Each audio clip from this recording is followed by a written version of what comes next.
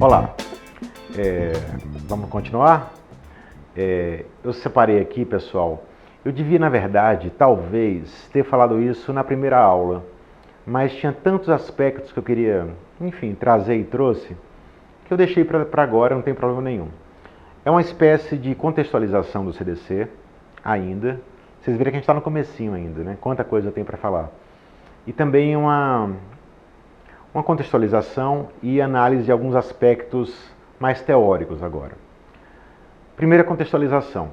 O CDC, gente, eu acredito que seja, a mais importante lei brasileira, da segunda metade do século XXI. É uma lei feita para o futuro, tá? Uma lei que se abre para as novas gerações e incorpora as mudanças, tá? Incorpora, inclusive pela interpretação que a jurisprudência, que a doutrina dá a ela. Isso é muito bacana. E outra coisa muito bacana, é uma lei que deu certo. É uma lei que deu certo. No Brasil tem isso, né? Lei que pega, lei que não pega, o CDC pegou. Aqui em Belo Horizonte, onde eu moro, você vai em qualquer padariazinha, qualquer boteco, tem lá um exemplar do CDC. Não é legal isso? Não tem nem da Constituição, mas tem no CDC. Né? Uma lei... O direito, gente, ele quase sempre é acusado, e corretamente acusado, de ser conservador. O direito é conservador. Tá? Ele sempre chega com atraso. Sempre chega com atraso para regular os fatos sociais. O CDC foi um dos poucos casos em que a lei veio antes e provocou os fatos sociais, criou uma consciência de consumo que absolutamente não havia antes, então, no Brasil. Então isso é muito, muito bacana. Enfim, eu quero dizer, o primeiro ponto é esse, que o CDC, pessoal, é um raro exemplo de uma lei conhecida e respeitada. Um exemplo esse que é ainda mais raro se nós pensarmos em quão desconhecidas e quão desrespeitadas são as leis entre nós no Brasil, não é verdade? Segundo ponto que eu anotei aqui para mencionar para vocês. Uma palavrinha o define. Sabe qual é essa palavrinha? Dinamicidade. Sim, dinamicidade. O direito consumidor, gente, é um processo de elaboração contínua e de realização permanente. E quem se der por satisfeito com aquilo que aprendeu alguns anos atrás, rapidamente vai ficar desatualizado, sabe? Basta ver, isso você deve ter ouvido falar, todo mundo. Você viu a discussão que teve sobre aquela questão do rol de procedimentos da ANS, da Agência Nacional de Saúde? A terceira turma do STJ, da sempre brilhante ministra Nancy Andrighi, defendia que o rol era exemplificativo. Isto é, a ANS o plano de saúde poderia ser obrigado a custear outros tratamentos, além daqueles do rol, desde que houvesse indicação médica, né? Já a quarta turma dizia que não, que o rol era fechado, exauriente, exaustivo. Aí a matéria foi para a segunda sessão do STJ. Lá prevaleceu o quê? Infelizmente prevaleceu a tese mais conservadora da quarta turma. Disse, não, o rol é fechado. O rol é fechado.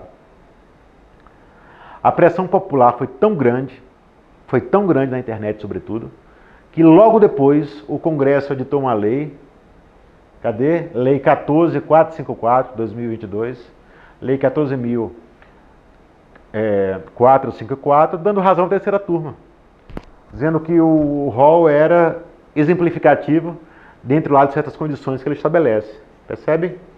Então você tem que estar ligado. E outra coisa importante, voltando um pouco lá para quando o CDC chegou. Gente, o CDC é de setembro de 1990, tem mais de 30 anos. Quando ele chegou, qual era o Código Civil vigente? Qual era? Era o Código Civil de 1916, quer dizer, tinha quase um século de vigência. É natural que tivesse defasado. É um bom código, gente. Tecnicamente era um bom código. O Ponte Miranda falava que era o último dos grandes códigos do século XIX, embora ele seja do começo do século XX. Mas era um código ultrapassado. Basta dizer que ele foi feito no final do século XIX, era contemporâneo da escravidão. Basta dizer isso, entendeu? Então, o direito privado brasileiro se ressentia disso. Quem trouxe isso? O CDC.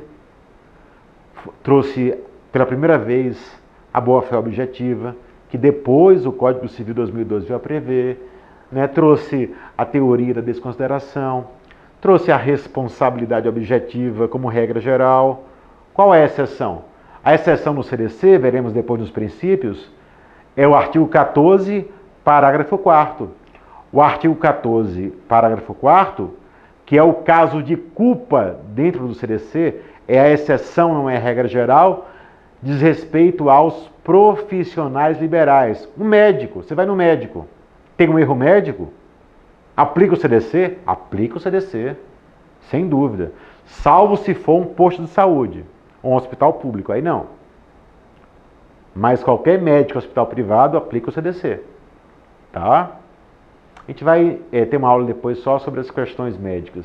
Mas nesse caso, por conta do artigo 14, parágrafo 4º do CDC, é o único caso, a responsabilidade é subjetiva. Quer dizer, você vai ter que provar a culpa do médico. Daí a importância do quê? Que eu falei antes? A inversão do ônus da prova. A teoria da distribuição dinâmica do ônus da prova.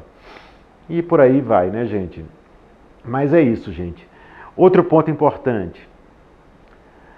No Brasil, a atividade da jurisprudência reconstruiu, no bom sentido, muitos dos conceitos, categorias, institutos, princípios, funções do CDC. A gente fala mal da jurisprudência, mas em regra geral, aqui ela desempenhou um belíssimo papel.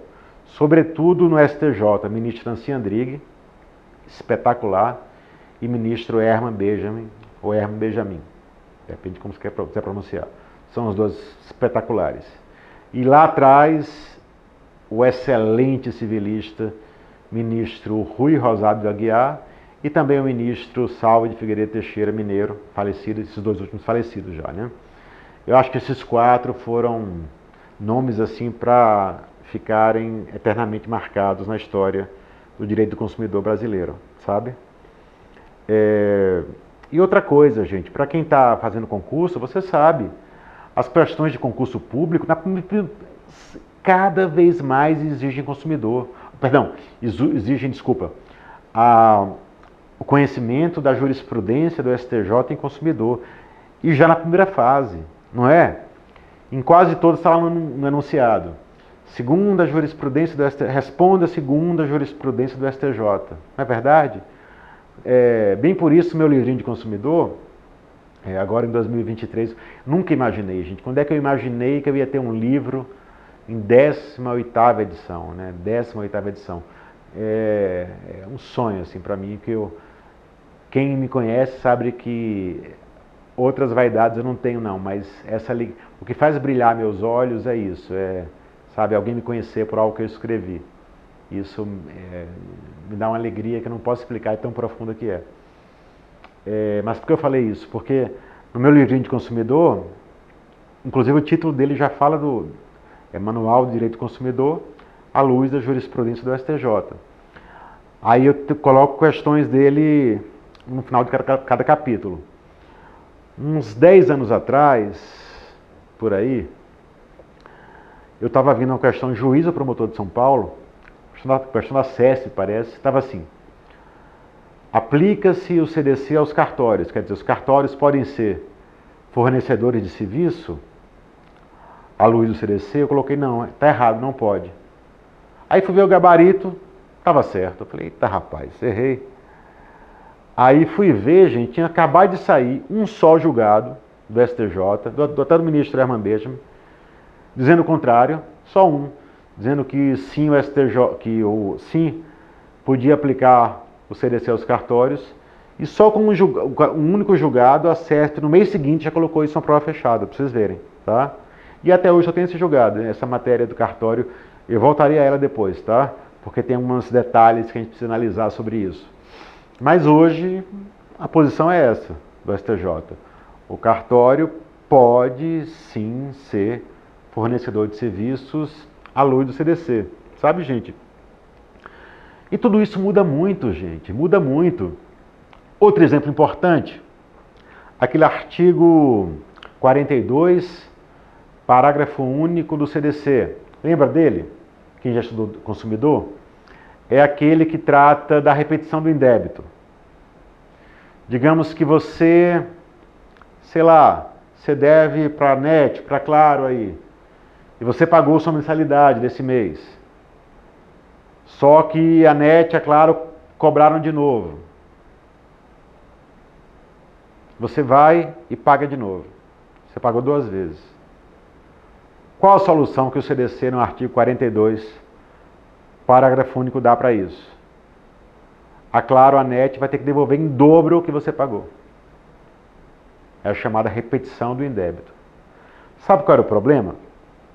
O problema é que a jurisprudência do STJ, se eu elogiei ela agora há pouco, se eu falei que ela sempre foi além da lei, aqui ela deu para trás. Aqui ela deu para trás. Aqui ela passou a exigir, alguns anos atrás, contra o consumidor, uma exigência que a própria lei não fazia, que o próprio artigo 42, parágrafo único, não fazia. Passou a exigir o quê? Que o consumidor, para ter direito à devolução em dobro do valor pago, ele teria que provar a má-fé do fornecedor na cobrança. Teria que provar que o fornecedor agiu de má-fé ao cobrar. Prova dificílima, prova dificílima. Entendeu? Eu sempre critiquei isso nos meus livros, sempre critiquei. E agora, recentemente, felizmente, o STJ mudou de posição. O STJ, aqui ó, no EARESP 676-608, 676-608 e também no EARESP 664-888. 664-888. Ele, a partir de agora, entende que não é mais necessária a prova da má-fé do fornecedor de serviços para que ele seja condenado a devolver o dobro para o consumidor. Percebem, gente? Por isso é que eu falei que a palavrinha de ordem é dinamicidade. Muda muito. Você tem que estar atento à jurisprudência. E meu tempo está acabando, só uma palavrinha final, até muito óbvia. Gente, o direito é construção cultural. Ano após ano, década após década, século após século, tá? O texto, a letra da lei não é a norma. A letra da lei é assim, é uma espécie de ponto de partida da atividade do intérprete, tá? Por isso você tem que conhecer a jurisprudência, por isso você tem que estar muito atento a todas essas dimensões de sentido. Meu tempo acabou, eu agradeço muito a companhia e te vejo na próxima aula.